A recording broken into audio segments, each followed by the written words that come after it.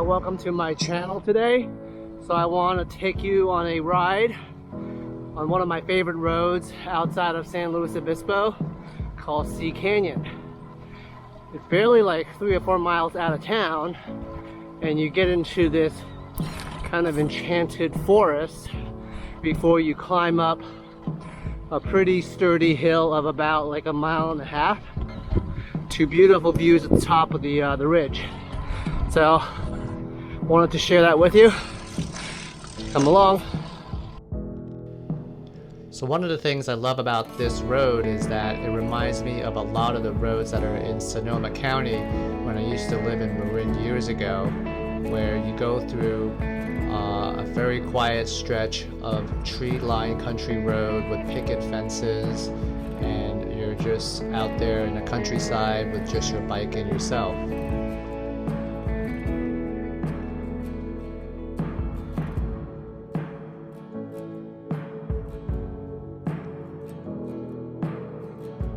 So here I am crossing the cattle guard. Right after you pass the cattle guard, the climb officially starts, and you notice it pretty obviously because the grade kicks up to from pretty much like 2 to 3 or 4% up to like 10% and above. And it kind of goes quite this gradient all the way pretty much to the top.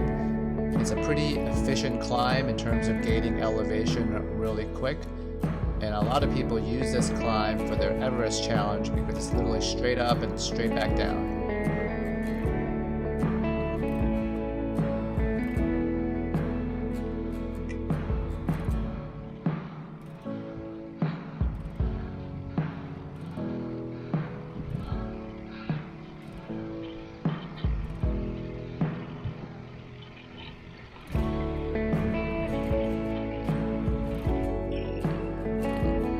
So with this climb, it's kind of hard to know where you are relatively, just because all of it looks pretty much the same.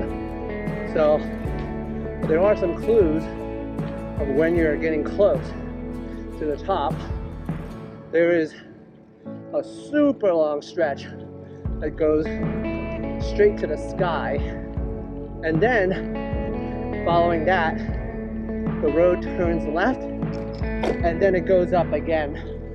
And then after that, you're pretty close to the summit. The first several times I've done this climb, it just seemed like you didn't know where you are.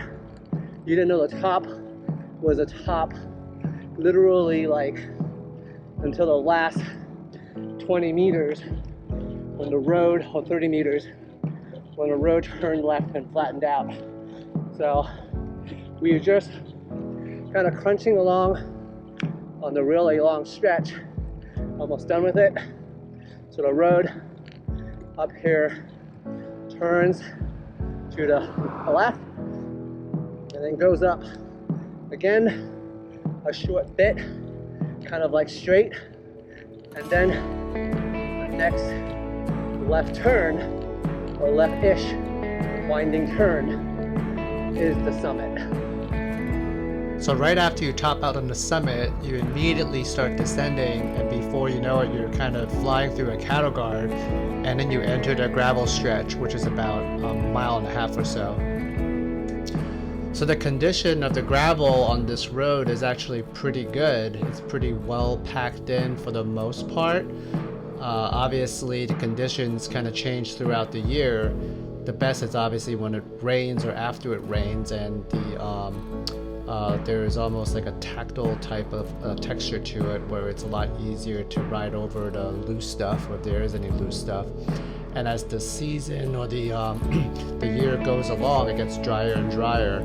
So and sometimes there are kind of more loose bits, but but for the most part, it's pretty rideable on the road bike. I've ridden on this stretch on 25cc tires, and now I have 30s, and it's no problem on the 30s. And obviously, if you have a wider tire than that, then it's like definitely all the better.